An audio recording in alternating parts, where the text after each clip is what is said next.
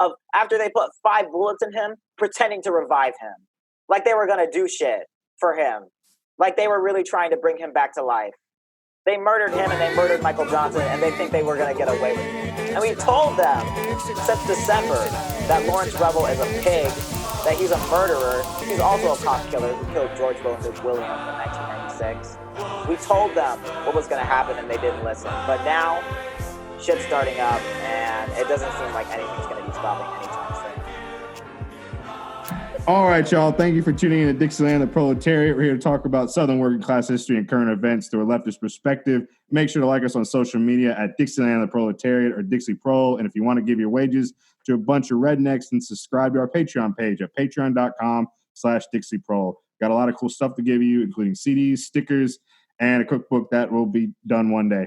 This podcast is brought to you by Newport 100 in a Box, Camel Silvers, Black Coffee, vaping, and whatever anyone is drinking tonight, and the protesters, and George Soros. We'd like to thank our Patreon subscribers and our monthly Patreon page.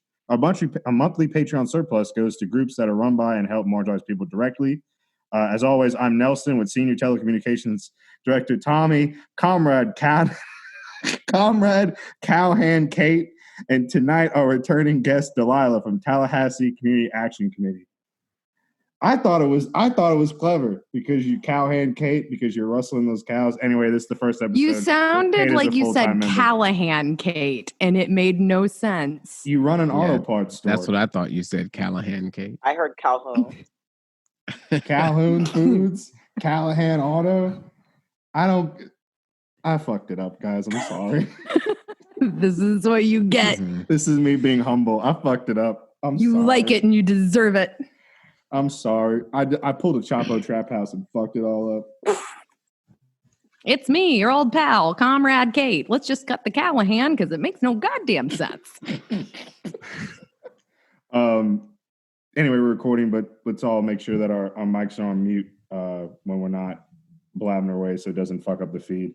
So, all right, y'all. As everyone knows, we're currently under the American Spring. The uprising has begun. The revolution is not televised. It is live streamed on Facebook and other social media platforms. We are here with Delilah, who is back and is going to tell us more about what is going on in Tallahassee, because Tallahassee is now popping off like everywhere else. And I'm going to let you take it away, Delilah. Okay. I am Delilah. I'm here with the Tallahassee Community Action Committee. I'm our outreach coordinator. And Tallahassee has certainly been interesting recently. So Friday, May 29th, a protest was called at 7 p.m. at the Capitol. I wasn't actually there for that. I wasn't able to be there, but I heard it got massive turnout, people walking along the streets. Saturday, I got about 11 a.m. to go to a protest that I thought might end, around 1 p.m., around 2 p.m. It was scheduled to be a car caravan protest at the Turner Auditorium, which is by the Tallahassee Community College. We got there and parked there, and then hundreds of cars started circling in, as well as a lot of people coming to do an on-foot protest. And so this protest wasn't even around the Tallahassee Police Department this time, even though it was about the killings of Michael Johnson. Tony McDade, if you haven't heard his name, he's a Black trans man who was killed just like a week ago in Tallahassee, as well as Wilbon Woodard, who was also killed by the police. So when we go to do this car caravan and hundreds of people start to show up, things start to just get wilder and wilder from there. We're getting, like in Tallahassee, if you have a protest that has 20 or 30 people, you're like, success today. And yet, we're not only having hundreds of people show up to this protest, they're protesting in front of the sheriff's office. They're calling for the sheriff to come out. They're calling for the release of political prisoners in Tallahassee. And then we start to move to North Monroe Street after, because we find out that someone was hit by a car by some white supremacists who tried to drive into them. So we all get into cars. We start going down to North Monroe Street. And it turns out today, I actually went to it before just to see what was happening. And I was like, damn, this is pretty big. Someone had called an individual, an independent person, thankfully a Black person at least, so we didn't have to deal with the issues y'all have been dealing with. Well, that's a Black person, but not an opportunist. Called a protest at Westcott, which is basically kind of like on FSU's campus, the central place that everyone meets there. We go over to the Westcott protest and merge these protests together. And then this huge, basically organic protest erupts in the middle of the street where hundreds of people circle around and go to the Tallahassee Police Department, go to the Capitol, go to the governor's mansion. I was out there until like 7 p.m. at night. I'm talking about like for 8 hours, people in Tallahassee are marching, blocking traffic, blocking the streets. We didn't get into any big confrontations with the police, but there were definitely, in Tallahassee, honestly, the property destruction was at a pretty low level. There were a few broken windows and things, but really no real destruction or pop-offs happening. But mass civil disobedience, people protesting not just today, but going out and circling the streets Saturday as well. It's just kind of been like this massive outburst in Tallahassee of different factions of Tallahassee kind of led independently, engaging in these massive protests. And the organization I'm in, the Tallahassee Community Action Committee, has engaged in a few protests, but like we didn't have control over the situation, just considering how huge it was and how many different populations in Tallahassee started scheduling protests. So there's also a protest scheduled for Monday at 11 a.m. And we are going to be protesting at the City Hall on Wednesday to call for the firing of Lawrence Revel at their city commission meeting and to call for Jack Campbell, the state attorney involved, who could indict Zachary Jones, who killed Michael Johnson. I talked about Michael Johnson in the last episode. He was the first person killed by the Tallahassee police within 2 months, was murdered extrajudicially. His GoFundMe, by the way, has gone up from like $800 to $6,000. Tony McDade's GoFundMe is at $80,000 the last time I checked it. And it's at $80,000.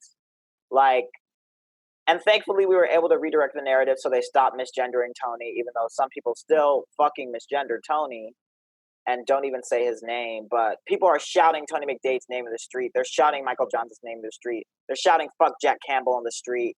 It's incredible. But the way Tallahassee works and operates is there's no way from these protests Jack Campbell or Lawrence Revel are going to actually make any concessions, any real material changes in their actions. We need to keep going and keep pushing.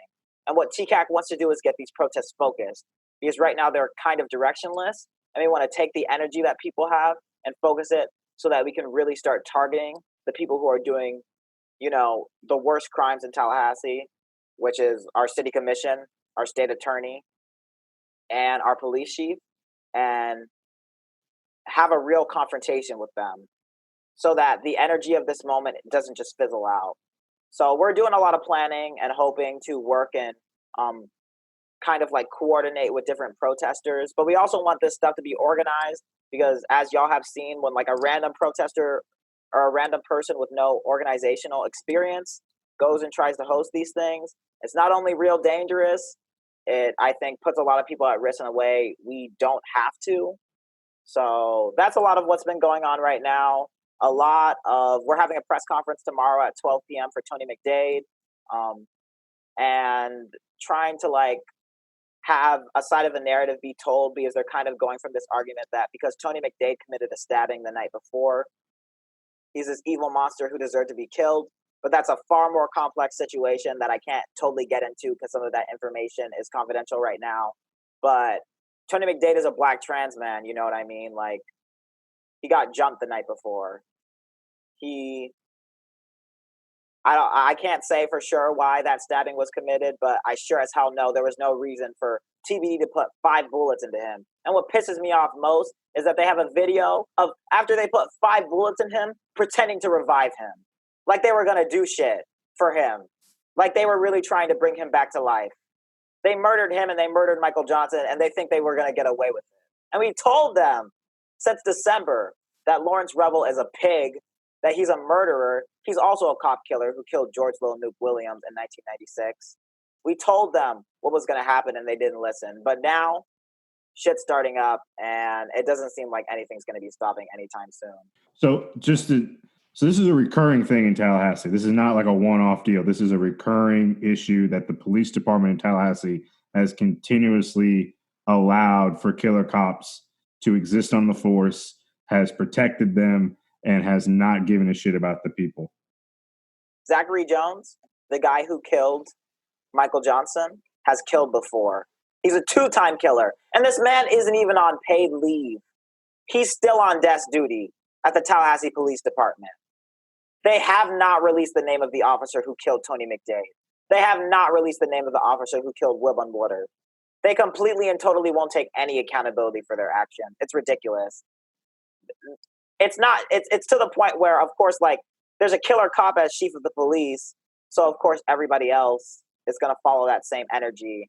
And thankfully, they haven't tear gassed any protesters yet. But let's be honest. I know how the Tallahassee Police Department are, and I know what they do. And I know the moment they think we've stepped out of line, they're going to use as extreme force as they think is necessary. Can you talk about some of the other groups that are involved in this? So y'all are involved as any? Is this like is there like a coalition of like left groups forming? Obviously, the Orange Buffoon today said something about Antifa's like domestic terrorists, but obviously it's bullshit. So like, who else do you see coming together to push for this, to get justice? A lot of these protests are being called by independent members of the Tallahassee community or sometimes FAMU students.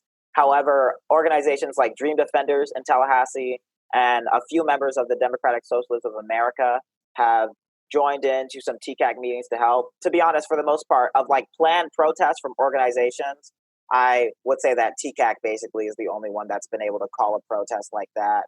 Most of it has been just from individual people or sometimes some groups on campus that call for protests.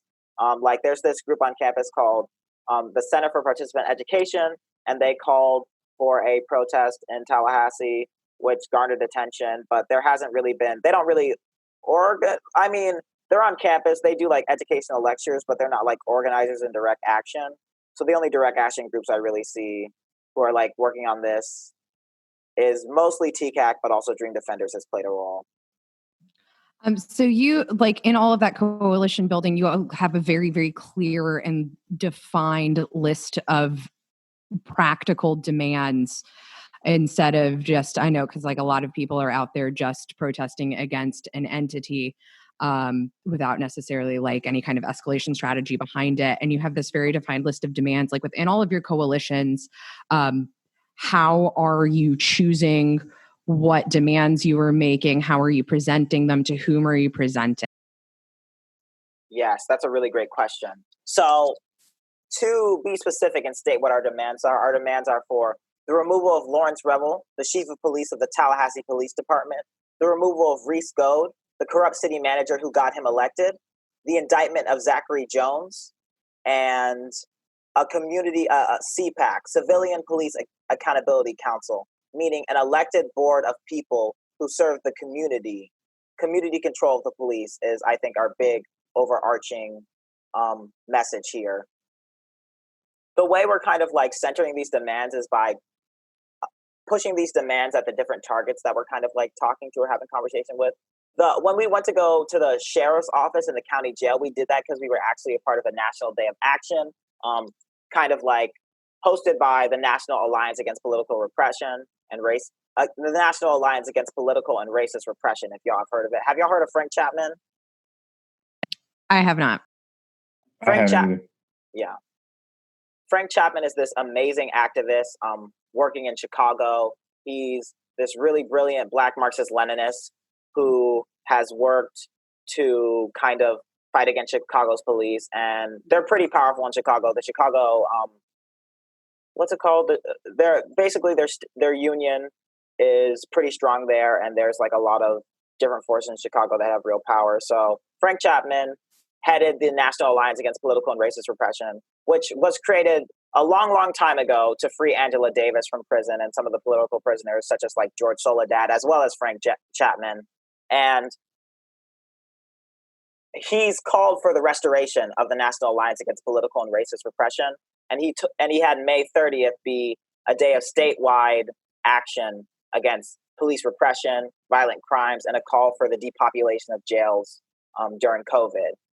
But as for how we're kind of like targeting our main campaign for the indictment of Zachary Jones and for the removal of Lawrence Revel and Reese Goad, On Wednesday, we're going to be going to the city commission meeting and having a protest there, where we ask specifically for the firing of Lawrence Revel during the Zoom meeting that the city commission is having. We are going to try to target and possibly go to Zachary Jones' house and hold a protest there to confront him and to ask for his removal, and honestly, to get that bitch a little scared, because he deserves to be a little scared for the actions he's done and for what the steps he's taken against Black people. The fact that he's taken 2 lives and he's still on desk duty. I want to see his ass benched. At the very least, his ass should be benched and on paid leave right now. Like, it's ridiculous, and I'm getting kind of pissed just talking about it. We want to bring direction to these protests, because the way the protests I've been seeing going is they're doing the same thing. They're walking in a circle, closing intersections, engaging in civil disobedience, which is positive, but we want to get people directed towards places that are not just the governor's mansion. So we're thinking of a location where we can find and call out Jack Campbell. We're possibly going to have we have recently had a call-in day to the state attorney, where like hundreds of people called in telling Jack Campbell to indict Zachary Jones. So we're kind of working on our plan on how to reach out specifically to Zachary Jones, but our plan is to hit the city commission and fight for them to remove Lawrence Revel, especially since election season is coming up, as well as keep on putting direct action protests to keep them on their toes and deplatform any event they have in the future. That's kind of what we're working with, but the situation is so fraught right now and everything is not really known. So we don't know exactly what we're going to plan in the direct future, but we definitely have a lot of ideas on what we're going to do to get real change in Tallahassee and stated. So you had made reference in there to one of the demands being a release of political prisoners in Tallahassee. And I know like a lot of times in America, we don't think of America as imprisoning people for political reasons, even though we did it entirely through the civil rights movement. We did it during suffrage. Like that's why Alice Paul was jailed, just for political reasons. So we don't really think about it as happening here. Who has been jailed in Tallahassee and like on what grounds? So so this was more like a nationwide protest. So we weren't protesting for anyone like specifically within Tallahassee, but for the release of political prisoners in the United States of America. I can't say for sure that I know of anyone in Tallahassee who has been jailed for like an explicitly political reason, but I will say that I think that we really need to extend the boundaries and kind of like thought we have towards what a political prisoner is. You know what I mean? I think that Black people, for expressing themselves or even for taking basic steps, are imprisoned. And I think sometimes they should also count as political prisoners and not just like very high profile people. But we weren't really protesting for anyone specific in Tallahassee. Have any of these people that you mentioned that you were protesting, like the police chief, have any of them commented on what's happened? So people were calling for Lawrence Revel and Jack Campbell to come out into the streets all day Friday, all day Saturday, all day Sunday. Jack Campbell actually had a meeting with the NAACP and told them specifically that he would not be releasing the names of the officers involved with the killings, made sure that the information was kept confidential, and told them he would wait until a grand jury spoke on Zachary Jones. So he is not going to indict them. He basically said he's going to do nothing. City Commissioner Diane William Cox came out and told us the same thing, the same bullshit, that she's not going to do anything, that they're going to have to wait until they see what Jack Campbell does, and they can't remove Revel. And Revel has himself not come out to say anything. I believe one of his chiefs came out to say something or give some basically pointless speech, but Revel himself has been in hiding because he's a coward. So we're now seeing counter protesters, and we're seeing far right groups get involved. I had somebody message the page today. They actually messaged the page the other day about Proud Boys in Portland shooting at people, roaming around in trucks, things like that. Still trying to get more confirmation on that, but I believe this person, and I've seen other reports that go along with what this person had to say. Have you seen any pushback? Not obviously the police are going to push back, but have you seen any pushback from people in the community? Prefer like any like far right groups, anything like that? Yeah, two white supremacists tried to like 2 groups of people almost got ran over by cars in the protest. They dragged his ass out of the car. he, of course, he didn't get indicted or charged. They released him after he was arrested because he was protecting himself, even though he literally tried to run people over. So 2 of them have come out to kind of do that. I don't think right now, the KKK is pretty close to Tallahassee, so we could see their presence here very soon. But so far, they haven't come out, I think, because the police have, at this time, been able to keep the protests majority peaceful. I think a lot of people in Tallahassee do kind of agree somewhat with the rhetoric of non-property destruction and quote-unquote peaceful protest. So I don't think the rats have come out of the woodworks yet, but in due time, I think it's very possible. For people who are new to organizing or new to participation, direct action, because we're in this unique moment where there is a lot more, there's always been infiltration, but like it's coming from so many directions now. What recommendations would you have for people who want to show out but aren't experienced on identifying bad faith actors, on making sure they're staying safe, being aware of their surroundings, anything that can help people out and making sure that they're remaining safe for themselves and the people they're trying to support? Of course, I think the first thing is like always listen to organizers with more experience than you. Go to them, go talk to them, go talk to people who have that experience organizing. And most importantly, join an organization. Join the Tallahassee Community Action Committee. Join any organization you know where people have real experience leading and changing things. I think there are like some signs in which you can kind of see like whether someone is acting in bad faith or is not with the protest. What they did at the protest today is they would give out black bands to people, signaling that they were like on the side of the protest. And if anyone didn't have a black band, they'd kind of like check back in with them and be like, hey, do you know this person? Is this person here with you? Are they working with you? I think the issue of infiltration is just making sure, like right now, their infiltration doesn't mean shit because they can try to do whatever they want. They can't stop the people. You saw that one guy run with like a machete at people. He got his ass beat. So there's not really much that they can do to physically hurt us through the infiltration. But I think like, and I think that's such a good question because I think about that all the time because I'm like, we're going to get infiltrated eventually. You know what I mean? Or it already happened. And I think you need to, if you see anything particularly suspicious, just mention it, double check everything. Sometimes you'll even see someone will look like a perfectly normal protester, and you'll see on their backpack that they have insignia or something that represents white supremacy. So just check that. Check back with your friends. If anyone asks for any specific information or to know things that they're not privy to, don't let them know. You need a tight network of information to stop infiltrators from getting in, and you need to be careful with what you're spreading and what you're telling other people, especially if you know people are willing to use that against you. I would also definitely and people that, just from my experience, people who try to push, like escalate things. Yeah. Definitely people who are like, hey, let's go do something. And people who organize what are not really like into that, but like they're really pushing it and no one really knows who this is in the community. That's always a dead giveaway. Usually we used to say it was people who masked up before they got there, but now everybody has a mask because of the virus. Though I want to ask, there's been a lot of talk on quote unquote outside agitators, which is an old Southern expression that white politicians used during the civil rights movement.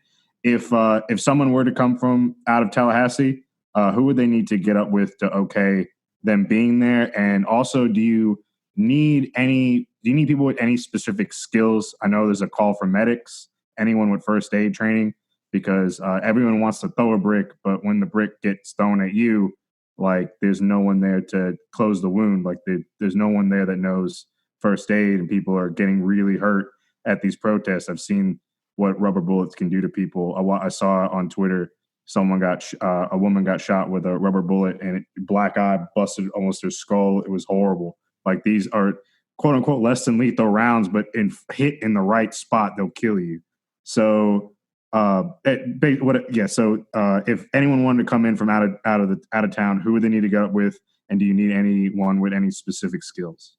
We are looking for, to be honest, I'm like, I know we're kind of like, COVID is obviously not as present of an issue, but COVID still does exist. So we would prefer, I don't think we like need anyone from out of town, but if you do want to come out of town and help and you have medical skills or first aid skills, we especially need that to be keeping people safe. Also, people with access to transportation so we can transport people around. We've had accessibility issues with people with disabilities trying to get into cars or get away from the heat and not having that. So people with access to training for that. Also, just experienced organizers who know how to corral a crowd and get people to like go in a specific direction. But for the most part, we don't need outside agitators. And I think like a lot of that is a big, big myth, you know what I mean, that they're trying to spread around. You know, it's like, it's interesting because I just read On Contradiction by Mao. And in it, it's a masterpiece. We all know. Yes. In it, Mao explicitly talks about how contradictions come from something internal. And so we know that these protests are coming from something internal. How brutal the police's treatment have been of Black people for the past 400 years in this country. How brutal they were slave patrols back then, but you know what I mean. How brutal the treatment and inhumane like actions towards Black people have been taken in this country. And that's why you'll still see people who will try to blame that on something external and be like, is Russia holding these protests? Is Russia doing this? Because they're completely ignorant to what their country really is, and they'll never accept it. I think, honestly, for the most part, there hasn't been any outside agitators. I told people today this podcast is brought to you by George Soros, the Rothschilds, and Hezbollah.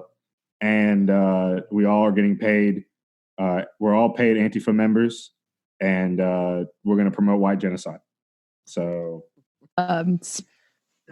like you had mentioned that, you know, you had issues with accessibility in regard to disability on front lines for people who are not able to go out and march, who aren't physically able to attend, for people who are immune compromised, so they can't risk being in crowds, for people who are older, so they can't risk being in crowds, for people who are younger and just like aren't equipped yet. What can they be doing to help you all from home? What aid funds can they be doing? Who can they be calling? Who can they be contacting? Yeah, absolutely. There's a lot. For one thing, we are at our protest on June 6th.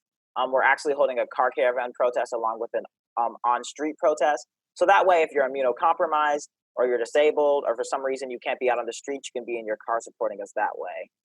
I think that there's a lot that people can do with either spreading information about what's going on or calling into different places, as well as providing us with resources. We need water, we need medical supplies, we need food for these protests so that protesters are able to continue doing what they're doing. We also need money not just for TCAC to help organize and kind of like grow our organization, but we also need money for, specifically, I'd say right now, the Michael Johnson GoFundMe, because the Tony McDade GoFundMe has blown up to the point where like they got the money they need. So the Michael Johnson GoFundMe is still just about 60% fulfilled. It's $10K. So anyone who can donate to that GoFundMe, I'd say that's the most essential thing. But tap in with us and see how you can help us with getting resources or planning before. Come to a meeting and help us organize and plan before, and reach out to as many people as possible so we can have the greatest numbers as possible. I think that's like all you can do. Is there a bail fund that people can, because obviously people are going to start getting, the cops are going to start arresting people at these protests. They're going to sweep in and just blanket arrest all these people. Is there a bail fund? And that's what a political prisoner is, in my opinion. Exactly. Yeah. Is there a bail fund that we can donate to? I will link you the bail fund. Gainesville has created a bail fund that they're sharing with Tallahassee, but we're also trying to create our own bail fund, but it's just taking a little bit of time to get that all set. So I'll send you the link to the bail fund. But yes, actually, there has already been 2 people that have been arrested in Tallahassee. They have both been bailed out. Yeah, let me know, because we're donating the surplus from this month to a bail fund, and I would like to do it to y'all because y'all supported us and we support each other. So I think that would be a good thing to do. Absolutely. Thank you. Hell yeah.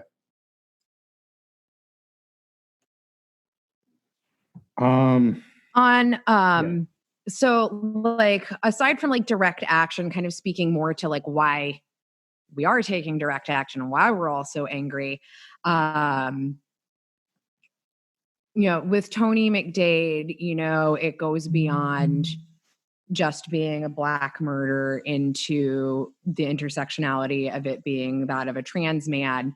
How can we emphasize making sure that trans experience doesn't get lost in the shuffle of just saying his name. I've been thinking about that a lot just because of everything that's been happening and the fact that, unfortunately, someone who spoke at the mic misgendered Tony McDade twice in their conversation, which really pissed me off. I think the way to kind of like uplift Tony McDade and, I don't know, share his trans experience is to, one, fight any organization, newspaper, anything that tries to misgender him or say his dead name. They have no right to post his dead name. They have no right to misgender him. So if a news organization or any type of media is misgendering Tony McDade or saying his dead name, shut it down, post comments to them, send email after email after email to them until they change things and make an update and a correction. I think it comes to allowing Black trans people especially to speak in this moment. You need to give Black trans people the right to talk about their experiences and link them with Tony McDade. You need to have Black trans people talk about the LGBTQ plus community and how Tony McDade was specifically affected as a Black trans person. If you have Black trans people that you know in your community, give them the mic and let them speak, not just to themselves, but also about Tony McDade. I think a lot of it is also through material things like, you know, the GoFundMe, which you've already seen major success towards, but also just like by promoting his name or saying things at protests that include and involve trans people. Like this woman that I love, Trish Brown, started shouting out Black Trans Lives Matter at our protest, and the chant got picked up. And we saw 50, 60 people in Tallahassee shouting Black Trans Lives Matter. And that meant a lot to me. That was beautiful to me. Say Black Trans Lives Matter. Don't let his identity or existence go out of it, and make sure if you're talking about police brutality to talk about the intersection of transphobia and police brutality. And not only that, you can literally talk about how it affects your protesters on the ground. Because when a trans person gets arrested, they're throwing that trans person in a jail that is not their gender.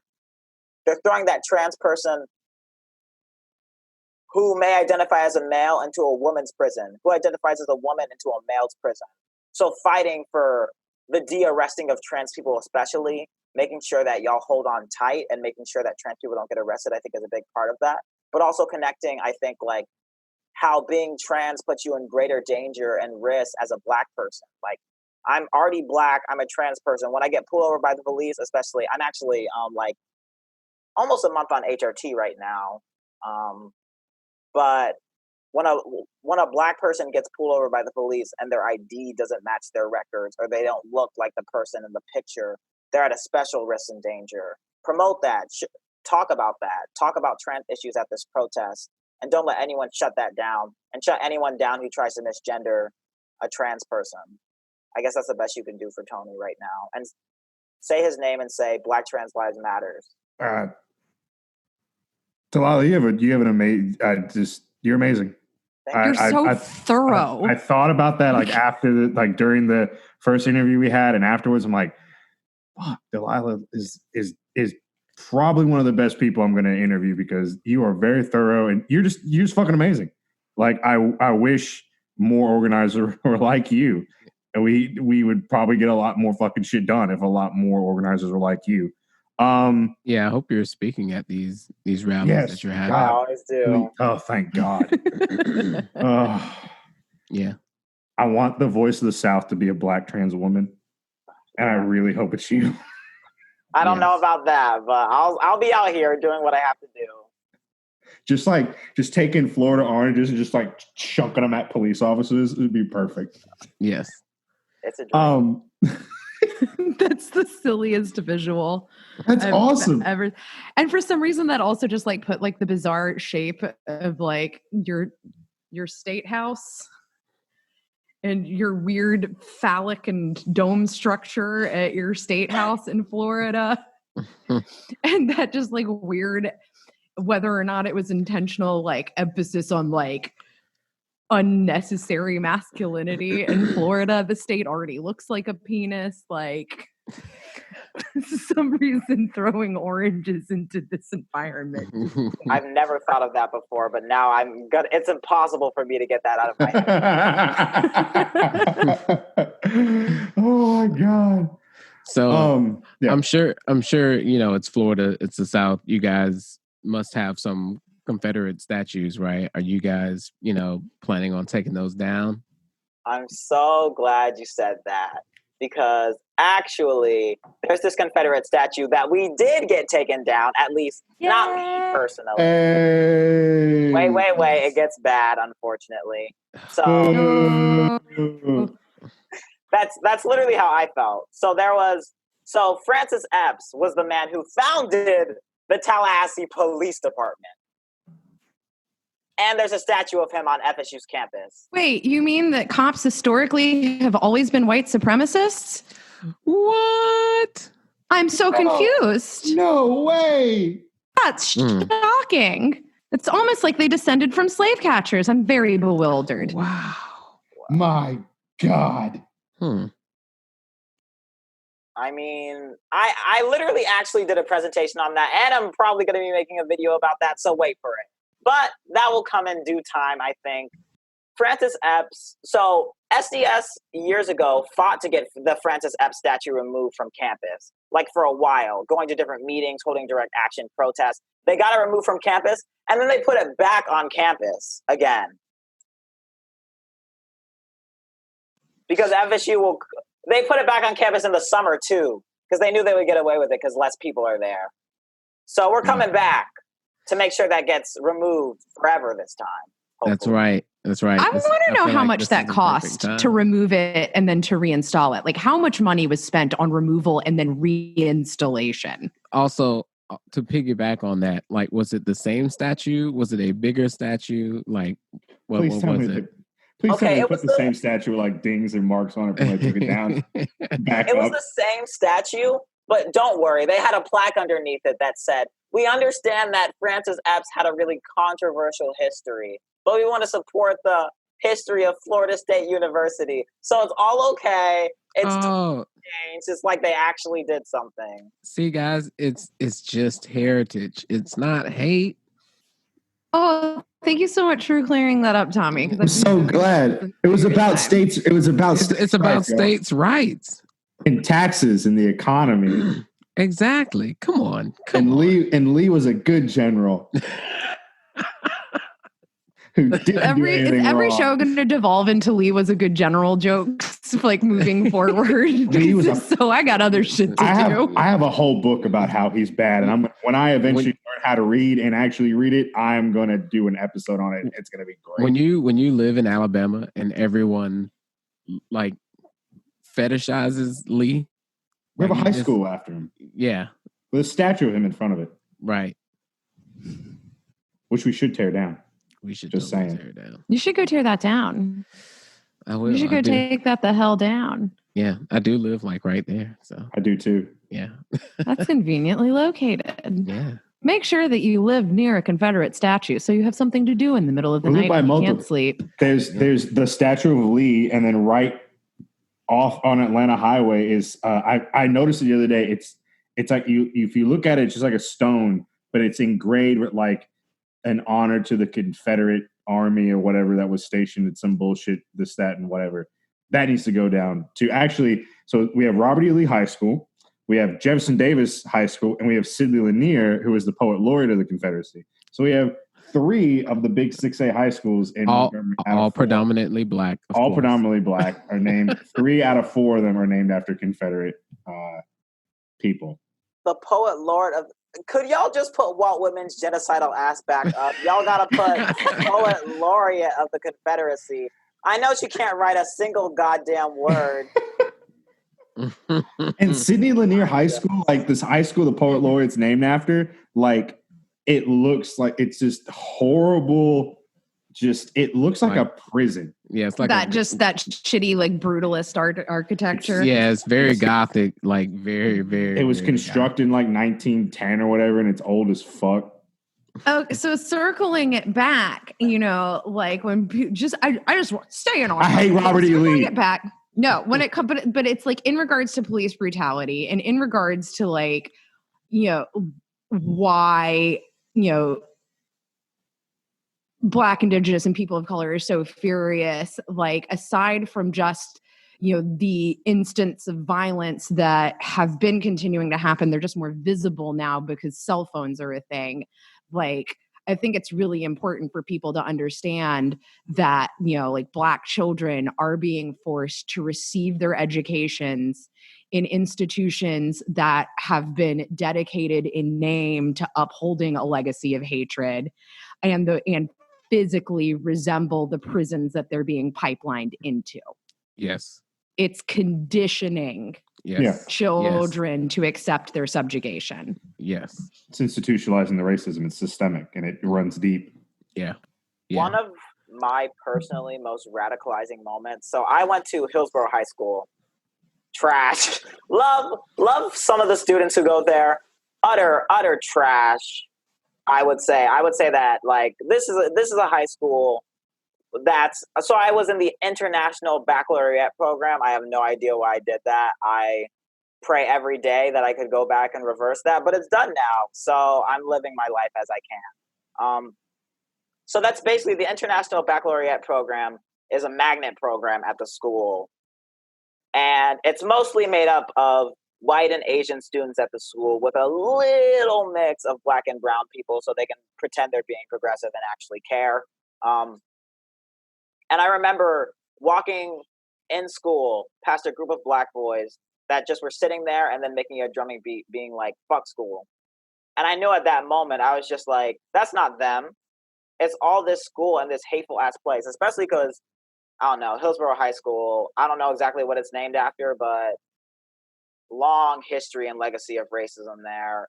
I think that I'm pretty lucky and privileged in the experiences that I had, but I had some racist ass teachers, I think. I mean, I'm not too stressed about it. I don't think I went through the kind of brutality that Black students who didn't have the privileges I had went through. But like the way they treated Black students at that school, y'all made me a communist. So if you're gonna ask, y'all know that was those experiences. Is there a particular moment, speaking of like y'all made me a communist, is there a particular moment like that you can cite where you like realized that you had radicalized or were radicalizing? Delilah, if I can just chime in 1 second, because I looked up Hillsborough High School. Is it in the one in Tampa? Yeah. So your colors were red and black. There you go. It was that the communism was ingrained in you with the colors because you saw that red and black. Police have started tear gassing in Memphis, by the way. Oh God. It's going off. I just got a text from my room. I just got a text from my roommate. I asked her to just check in if anything significant happened. Protesters faced off with police calmly. Police launched tear gas canisters at crowd and their own vehicles. Apparently, so at least they're tear gassing themselves. Yeah. Cops in Birmingham put on riot gear as well. Yeah. And I'm not going to name the activist that did it, but one activist who was live streaming straight up disarmed an officer of his baton, just took it. Hell yeah. That's right. And then beat him with it. I never said that. We hope. Hopefully they'll tear down some of those Elvis statues. Goddamn. Like, please. It's two people that know karate. The king. He did appropriate rock and roll. So they got so mad at me in one of the classes I had for calling Elvis a thief, which is just correct. Like that's literally just a fact. It is, and it's like I would love for people who come to my city. I mean, it's like Sun Studios it's a fucking cool building, to be honest, and it's a really cool space. And the most interesting parts of it are things like in the upstairs museum, they managed to recover the original acetate of Rocket 88 by Jackie Brinson and his Delta Cats. A Black rock and roll band, allegedly the first recording of guitar distortion. So, argued that it's the first rock and roll record. And that is honestly like so much more interesting than This Is the X where Elvis stood and awkwardly recorded That's All Right, Mama. And also the room just like acoustically sounds really good. But then as soon as you leave there, fucking go to Stax because it's a better museum. There's a dance floor. It's just way more poppin'. I want to see the toilet where Elvis died on. That's a good toilet.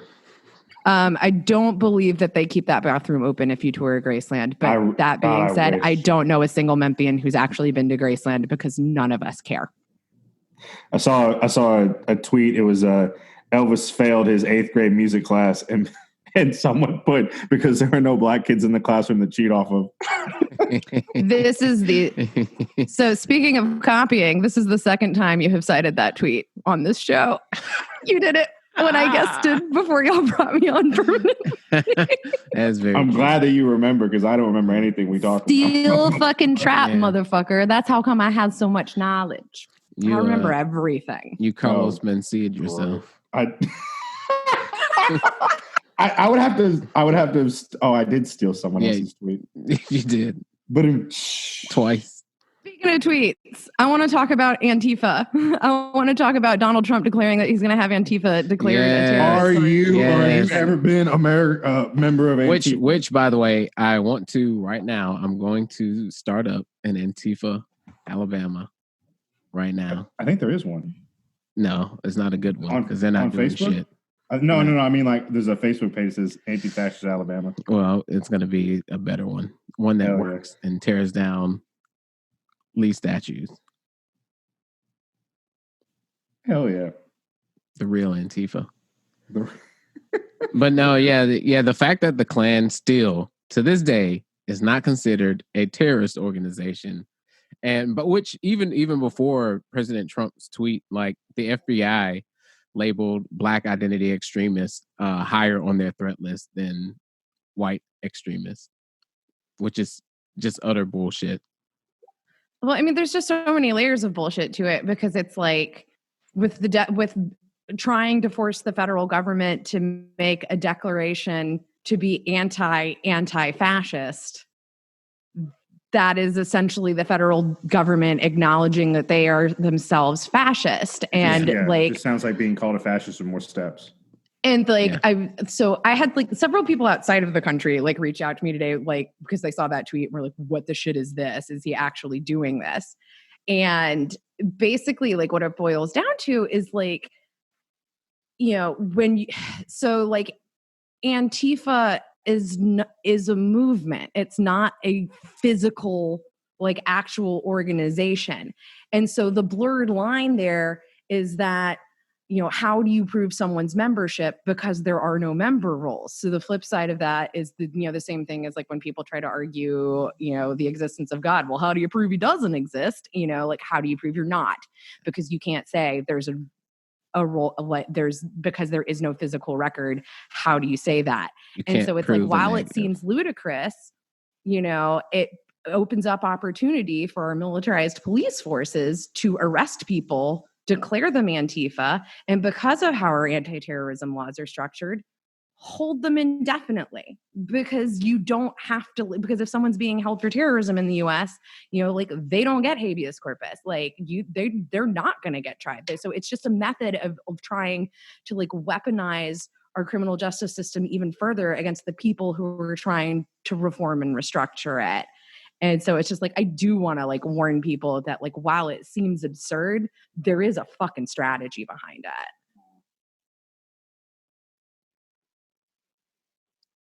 I didn't know that. That made sense. It's just, it's not 1958. They can't arrest us for mopery anymore. So they're making up a new charge that makes sense. The 2020 Jim Crow. I'm just waiting for HUAC to come back, the House Un-Americans Committee, and we got to get someone to play Paul Robeson again, because his thing is so beautiful. He makes them just look so fucking stupid, and it's great. It's like, you remember the Communist Party? It's like, what is the Communist Party? It's just, look it up, because it's so fucking beautiful. But yeah, it's what Kate said. It's just for them to, they're going to be like, oh, you're Antifa, and throw you in and lock you up indefinitely. Especially in Donald Trump's president. This is going to be great. So when Tom Cotton becomes president, who I think is going to be the Antichrist, it's going to make things a lot fucking worse. Don't sleep on Tom Cotton. That dude's a fascist, like, straight up. God, man. He is the worst human trash. Jesus. But there's no way he's going to get anywhere near the top. Yeah, they said there's no way Donald Trump can be president. Yeah, you're right. You're right. Yeah, he's going to get it twice. Maybe even 3 times. You never know. That war with China. I brought that up. I brought that up in the car ride to Birmingham. I was just like, I could totally see him. He's like prepping, like it just his shit. What he's talking. But let's roll it back to I'm 13, 14 years old. Tommy and I are 13, 14 years old, 2003, right?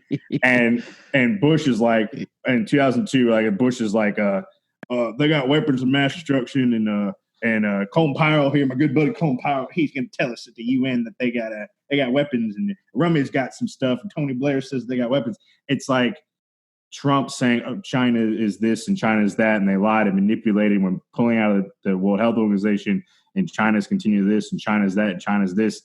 It is very disturbing that it seems like, once again, history is repeating itself. And while I think Trump is a total fucking moron, and I don't know if he could put together a coalition to do anything, it's just really disturbing how like that cycle is repeating itself with trying to drum up, as you can tell, like if you hear him and you listen to what he's saying, drumming up support for a war with the other world superpower that would drag us into a world war, which would be fucking devastating. And it's scary. Like it is really scary because it's, like, I think the thing that is most terrifying is just like how rapid the descent into authoritarianism is, and that people don't realize how rapid the descent into authoritarianism can be. And when that's paralleled by the absolute denial that it's authoritarian, by simultaneously, like, don't forget, in the middle of all the protests, yesterday the United States imposed additional economic sanctions onto China to punish the CCP for allegedly doing the exact same things that our government is doing, in Minneapolis and Tallahassee, in Portland and Seattle, in New York and Los Angeles. They're tear gassing my friends as we speak. And I'm kind of really close to having a panic attack right now because I just got the text message and I'm freaking the fuck out. But it's like, I mean, they're prepared. They're very well prepared. Like everyone, the news alert was that people had milk, like from the actual news. So we descended so quickly into authoritarianism, like Barack Obama, who is problematic as fuck, the black savior, but seems so long ago. And it's been, less than 4 years. And so going from inherently problematic descending into dystopian hellscape this quickly is just I'm literally fucking rambling and I should probably just shut up. No, we're doing the things that we're accusing China of and punishing China for to our own people literally in real time as we record this. And that's fucking I agree. It's not only, it's just, it's the U.S. It's what this country is built upon, which is like pointing, they're out here murdering children, raping women, killing people, and then calling indigenous people savages for being like, hey, maybe I shouldn't let you murder my entire family and kick us off our land and kick us into camps. You know what I mean? That's what this country is founded upon. I just hope, I don't know what's going to happen. Maybe history will repeat itself and be the same way it was before, but we have something started. This shows people are willing to mobilize and move. This shows people will not just sit down and accept this bullshit. It's up to leftists. It's up to any organizer and activist to make sure that history does not repeat itself, because I think we can win. I think we can beat them. I think very much we can change into a situation where I don't think we're going to change a lot of people's sentiments towards China, but we can get people started and moving towards an anti-war movement. We can. Do you think we can, Billy? Do you think we can leverage the current economic crisis that we're all in with our, unprecedented unemployment and the absolute uncertainty? Because it's like before, the protests popped off this week, there was this kind of gradual, like people are waking up more and more and starting to question capitalism and question the economic system as it stands and understanding that their boss is not their friend and the state is not there to help them. Like, how can that be leveraged into this movement? Well, we need, personally, what I think, I'm a member of the Freedom Road Socialist Organization. We need to push, to have a revolution in this country, we need two things. We need a multinational working class movement, and we need a movement for national liberation. So in this crisis, what's happening, what we need, honestly, is more on-the-ground organizers, more activists, whether they, preferably communists, but definitely principled, to be out there organizing, making things happen on the ground. But we also need to be building unemployment councils, to be creating struggle and labor unions and making as radical labor unions as possible. We need our labor unions to be controlled by the rank and file again. We need control over that. And we need to push and extend that to keep on building upon this break in consciousness. Because either people go back after this or people go forward and continue with it. So I don't know. It's a hard question, but I think like the way to push this especially is building upon, because I see not only the potential for this upsurge for Black liberation, but I also see big potential for the next national uprising to be for trans people. I'm not sure that that's going to happen. That's just honestly kind of like my off the cusp prediction. But I do think that especially when we build movements with things like unemployment councils so that the unemployed have places to protest and organize with each other, when we build struggle in the Black liberation movement, and especially get these white people to remove themselves of all their white chauvinism, to move even past these ideas of white privilege and really understand what solidarity is, that's the only chance we're going to have to win. As we need simultaneous movements, but we really need to be working with any Black-led movement to push things forward, because we see that Black and Indigenous movements are likely going to be at the forefront of protesting and resistance, as well as working within unions and within different places and workplaces to get people organized. I think that's our greatest chance, if that makes sense. That makes dope as hell sense. That makes perfect sense. The mouth of the South, Delilah, has spoken the truth once again. Flatter me too much. I have a big ego, and the reason why I don't speak up is because when y'all make jokes is because I'm weirder than all three of you, and I don't want to show it. You've literally That's the most enticing thing I've ever heard. Yeah. Get weird with it, Delilah. I'll try. You've literally you've left me speechless. Like every time you get done, I'm just like, how do I ask a question? Like, how do I follow up with that? Like, you have the gift. That's really sweet. Thank you. If y'all don't mind, real quick, I have a friend in Portland who wants to give an update. I don't know these locations, but they're on the West Side Bridge. They're getting a lot of love from the people who said every nation's flag is flying out of cars. I guess because there's a lot of cars, there's like a heavy gas smell. I don't know who Ted Wheeler is, but Ted Wheeler is not. Ted Wheeler of the Rochester Wheelers? Sorry, I don't know who that is. Anyway, so Ted Wheeler is not speaking for the people. There are medics out in droves, which is great because this is the same person who told me that while he was doing street medic stuff, the Proud Boys were shooting off the bridge and shooting at people and things like that. And he said, we stand together and we're winning. So there's no going back. I think that we are going forward. I hope this doesn't fizzle out like other movements have in the United States, or someone was comparing it to the uprisings in France in '68.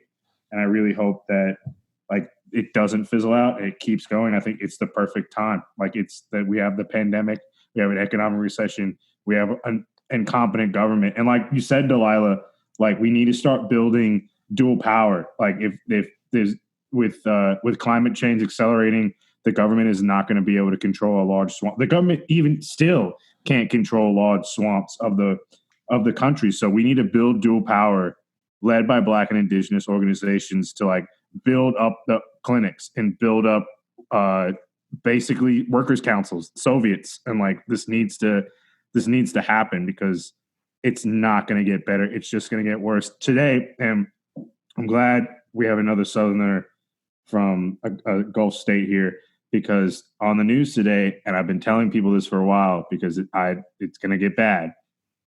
They put out the hurricane predictions for this hurricane season, and it's going to be bad. And that is something that everyone in the South along a coastal state, so Texas, Louisiana, Mississippi, Alabama, Florida, the Carolinas, like we all need to be prepared because we all saw what happened with the last big one that hit Panama City. It was devastating. My cousin lived there and he said they were finding bodies in the woods for weeks after the storm. We all remember Katrina. Like, in addition, can I add on to that piggyback? Because even if you're not in a coastal state, like if you are in the South, particularly Texas, Tennessee, Kentucky, Missouri, when there are mandatory evacuations, people are going to be sent directly to us. They always have been. So please reach out to legitimate organizations that provide sheltering services as all of this winds up unfolding, to, volunteer, to help from everything from just being on site at shelters to coordinating distribution of goods. Like, it's really important there. Like, so it's like if you're in a metropolitan area in the South during hurricane season, there will be work to do. I've done it. It's really not hard. It's really easy work because the people like very much work with you and take the lead on their own stuff, as it always should be. But like, it's important like that we're actively participating and not treating each state with isolation, because it is going to impact, the rest of the South, and we have the opportunity to help out with it. To piggyback, going back to the dual power, like that's why we have to do it, because these hurricanes, these natural disasters. I told someone today at work, is like, I pointed at the TVs, like, that's what I'm worried about, because you cannot stop Mother Nature. You can stop a government, you can stop trains, you can stop planes and all, you can stop anything. You cannot stop Mother Nature. When that hurricane's coming, there's nothing you can do to stop it. And you just gotta hunker down and pray and fucking get safe, because it's going to be bad. And so when it comes to, you're going to have climate refugees, you're going to have people coming from these states that are devastated because the infrastructures can't handle it anymore, and the government, state and local governments can't handle it, and they're going to be fleeing inward. They reverse the interstates, like 65 gets reversed and people start coming up from Mobile. Like, people are going to be coming up 331, 231, like all out of Florida, out of the coastal cities into the inner South.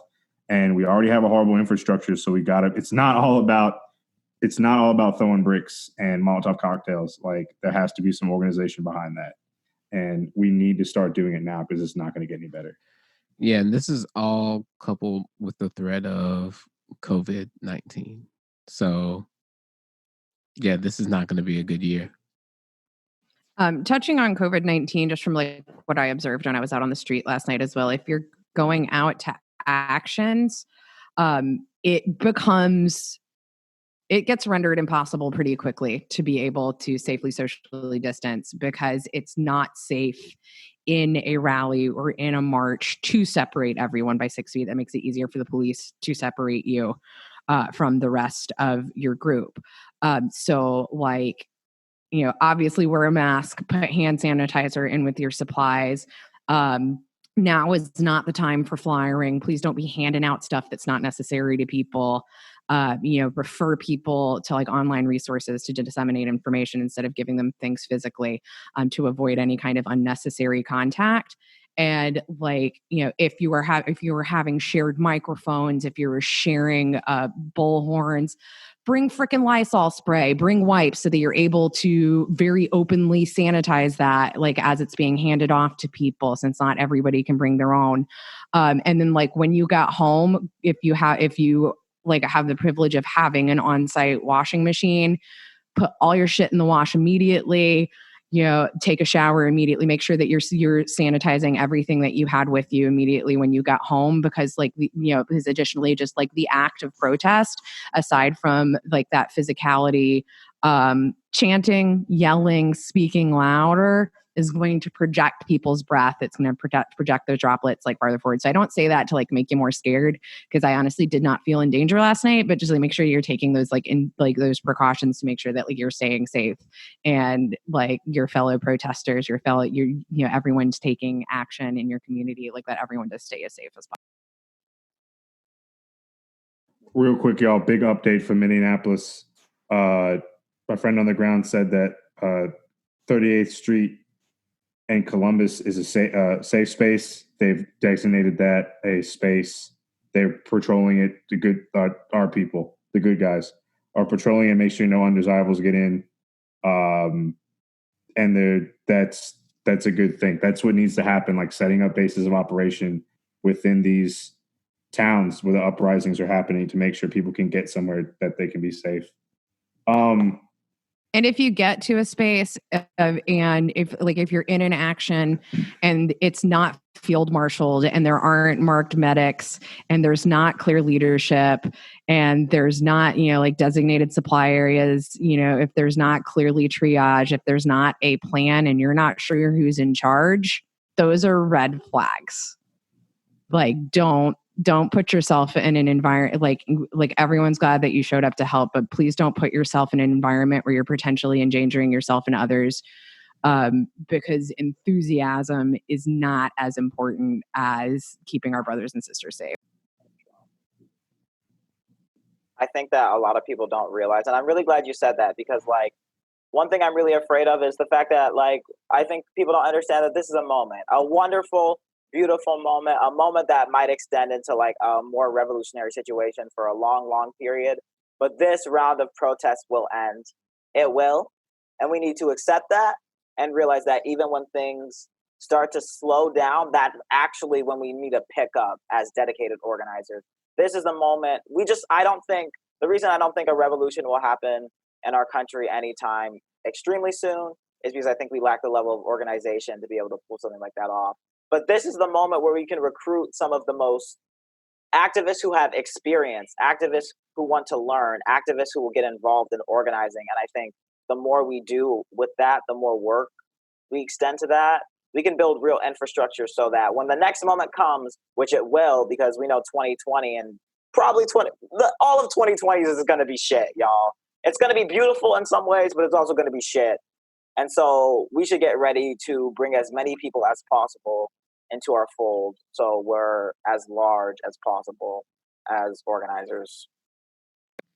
Okay, so this moment is so frenetic and it's anxious and it's electric. And it felt that way after Ferguson and it fizzled. And it felt that way after Baltimore and it fizzled. And right after I had moved to Chicago was when the footage of the Laquan McDonald shooting was released.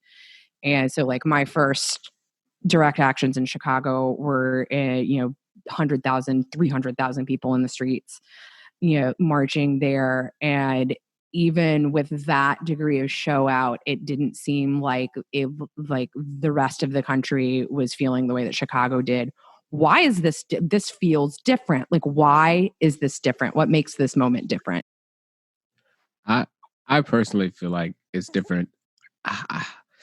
I mean, it feels like everyone across the country is before we had separate protests in the cities that it's happened, but this has moved globally and as of yesterday internationally. Even this morning, I felt so emotional. Manchester, London, Sao Paulo, Berlin, Milan. It was I teared up a little bit. Yeah, no, I cried. I swear to God, I cried this morning. Apparently, every wall in Belfast is tagged with Black Lives Matter, and I can't breathe and say his name. And if Northern Irish Catholics are behind us, they get it. Yeah, they do. It's a sense of solidarity that I personally have never felt before, and I mean that, and not only just the diversity of the crowds that we're seeing, it's just the globalness of it, the internationality of it. It's insane. The support is great. It's very needed, and it can definitely be felt. But honestly, as long as Chuck Schumer and Nancy Pelosi and Trump and Mitch McConnell are in office, nothing's going to happen. Nothing major.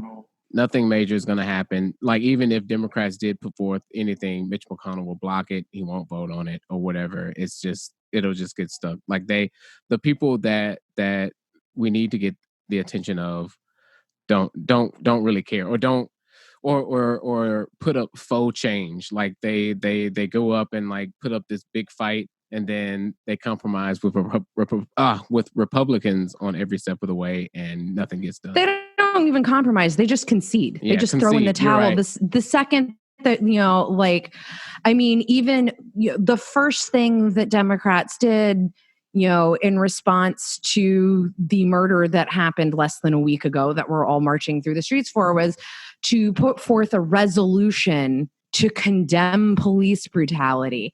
That's symbolic. That is performative. Ooh. We don't want resolutions. We want the laws changed.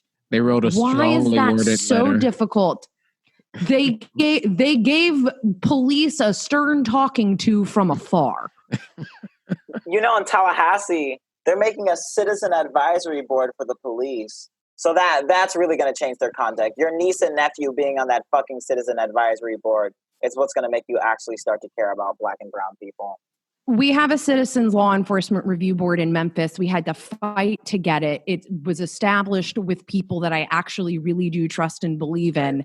And the second it was seated, city council went back through and gutted, at the behest of the police union, which I can't say it enough times. They're not trade unions. They're fraternal brotherhoods.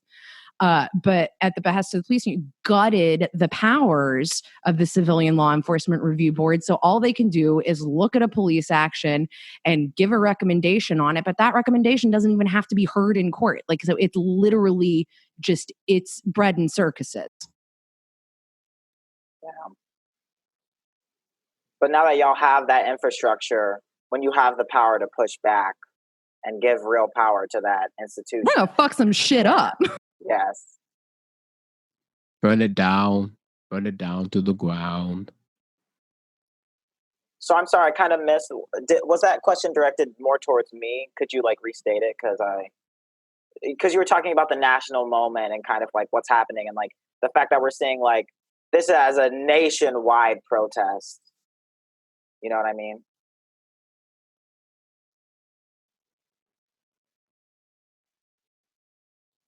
I think you're on. I've been muted this whole time. Yeah. I got a new microphone. She's trying to figure it out. It's a beautiful, great microphone, by the way. It's not my microphone. It's forgetting to hit the space bar on Zoom. I'm far away from you guys. I'm all the way up in Tennessee. I'm a Rocky Top. Woo! No. Wrong side of the state for me, even. I'm Go Tigers Go all day. I'm not even the same conference as you guys. Anyway, that's enough about SEC sports, which don't exist anymore because Corona. But yeah, no, that to answer your question, yes, it was my question was directed at you. I'm sorry. Okay. I'm having fun. Y'all are lively. I love it. The energy. Yeah. I don't know. I think there's just there's all of these contradictions that have been boiling that add up to what's happening. Because of coronavirus, people can't they can't go to their entertainment, to their little bar, to their little restaurant, which I think is how a lot of Americans relax and get off. They can't go outside and experience the outside world. They can only do that through protest and direct action. So many people in this country right now are unemployed. Pretty much anyone who has half of a brain or understand what's going on knows that shit's going to get worse from here on out. People are not getting the necessary resources needed, especially college students. You know what I mean? The radical group of youth are not getting the resources needed. I didn't get a stimulus check because I'm still a dependent. I know all these college students didn't get a stimulus check or any money to support themselves. And a lot of college students, especially if you're Black, brown, or queer, don't have the money or resources to even pay for themselves. People don't have anything to be able to take care of themselves in this situation. Everyone is anxious and scared with what's going on right now. I think all of that, building up with the fact that people are legitimately and rightfully concerned about police brutality, has led to this mass outbreak of protests and in some places uprisings. I think it was inevitable. It just struck now. I agree. You push and you push and you push, and now it's time to push back. I was saying this is 1905, and it may fizzle out, but the second wave of protests is definitely going to be a lot more organized and a lot better. I don't know if we're at 1905 yet, but 1905. This could be 1901. This could be 1903. We don't know. Y'all a bunch of fucking history nerds, and I like it. I am a history nerd. I actually was thinking of today. I was like, this coincides like 100 years ago with the riots that swept through the summer in America in 1919, 1920, along with the influenza, like all the race riots and the pandemic. It's just like it's a 100-year cycle, it seems like. It's also actually the anniversary of the start of the Tulsa Race Massacre today. Oh, fuck. Yeah, you're right. I heard about that today. I was watching MSNBC and Al Sharpton said that. Yeah. And Black Wall Street, yeah. And I'm so grateful that just like, or grateful or surprised or intrigued or just like delight. I don't even know that like that is a story that got elevated by like the nerd sphere, that like a year ago nobody knew about this, and then Watchmen came out and people are like, what is this thing that happened? Like, I love nerds stories taking the opportunity to underscore and highlight. Nelson is holding up a copy of Black Bolshevik. It is an actual right no. Not what his like ex-wife put out that's missing like 400 pages. It is an actual my mom found it for me on eBay. Oh, that's so yes. And Delilah's holding up hers. Oh my God. Isn't it great? It's so like, great. It's like a firsthand experience, like everything. I had heard about the mutiny in Texas where the Black World War I troops said, fuck this, and literally shot the police. And like the sergeant who orchestrated it said, I'm not going to be taken alive. He just went out in a blaze of glory. And like Harry Haywood is talking about it. Like Harry Haywood lived all this. This book is amazing. If you could find a copy of Black Bolshevik, an actual copy, not the reprint, it's very hard to find. But if you can find it, actually check your local library, because I first found it at the AUM library. But if you can find a copy of it and read it, it is absolutely amazing. He talks about everything. He talks about Tulsa. He talks about he's there in Russia when Trotsky went on trial for being Trotsky, and like he's there, like he's in the Soviet Union under Stalin, and he's talking about everything going on, and he meets all these people, and it is a beautiful fucking book. Please, if you can get it. I think there's also an unabridged copy online. I have to admit, this is not my copy. This is a copy that my friend Zach has been lending me for like 1,000 years. Thanks, Zach. Yeah. Zach is awesome. I'd also just like to recommend, if you're like looking, because we got, obviously we got a lot of work to do right now, but people are also still cooped up at home. Like, when you're looking for something, if you can't, your local bookseller, your local independent bookseller, I promise you, if they don't have something in stock, they will order it for you. They will still there's so many ways around Amazon. If you don't have a local bookseller you love, go to now Nelson is holding up a copy of Hammer and Hoe, and I called Burke's Books in Memphis, Tennessee, established in 1875, and they fucking ordered that book for me, and now it is upstairs in my stack of things that I will read sometime in the next 16 years. But yeah, if you don't have a local bookseller you love and you need to order online, go to fucking IndieBound. Don't go to Amazon. Quit fucking giving Jeff Bezos your money. Tommy, what are you holding up? I'm holding up a limited edition Zelda Majora's Mask strategy guide. I'm in the dining room. I don't have anything cool to hold up. Yeah. I wanted to share my book since everybody was sharing their book. So this is another good one. This is now turned into a book. This is a leftist book podcast. Democracy Betrayed, about the Wilmington race riots of 1898 and how white supremacist Southern Democrats overthrew the state government of North Carolina and established the Jim Crow bullshit. Like, they literally overthrew the state government, and the federal government did nothing to stop them. And it was fucking horrible. So we can overthrow state governments. I'm just saying now, if anyone wants to overthrow the state government and actually establish a legitimate government, now's the time to do it. And there's precedents. But we do it for a good reason. Since we had just like a weird impromptu book club moment too, I have a list that I compiled a long time ago that I don't remember in response to what, racial violent event, because there's so many, I can't pick them out. That's called I call it the How We Got This Way book reading list. And I'll forward that on to Nelson so he can put it in the show notes. Last thing about books, I will say I have Lyman put me up on Gene Sharp from the Polymath podcast. And I've been reading Dictatorship of Democracy. And that's pretty good. Pretty good. So shout out to Gene Sharp. And as always, read Settlers. Yes, we need to found this new world of no police. Should we wrap it up then? I feel like we ran the damn gamut on this one. I thought there was gonna be more about Settlers. It's like it's the thing. I thought okay, whatever, cool. Got his ass. Delilah, this is your platform. Do you have any final thoughts? You want to leave us with any more empowering words of encouragement and lead us on into the promised land?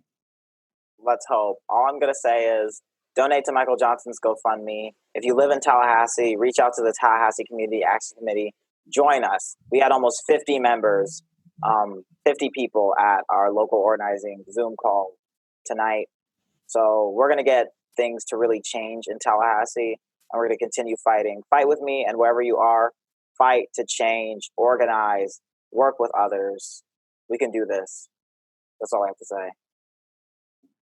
You all are doing amazing, amazing, amazing work, and thank you. Tommy, Kate, y'all have anything you want to say before we go to the outro? An injury to one is an injury to all, motherfuckers. Burn it down. Burn everything. Blow it up. Hell yeah. Cops and Klan go hand in hand. Well, thank you, Delilah. And as always, the Dixieland of the proletariat, we believe the South will rise again, but this time for the right reasons. Those being workers' own means of production, decolonization, and self-determination for all oppressed peoples. We are coming to you from Montgomery, the heart of Dixie, and we would like to also recognize a recording of occupied land that rightfully belongs to the Muskogee and the Chickasaw and their people. So, once again, Delilah, thank you so much for coming on. Thank you so much for what y'all are doing, and Godspeed. Thank you. Glad y'all had me. Have a great night. You too.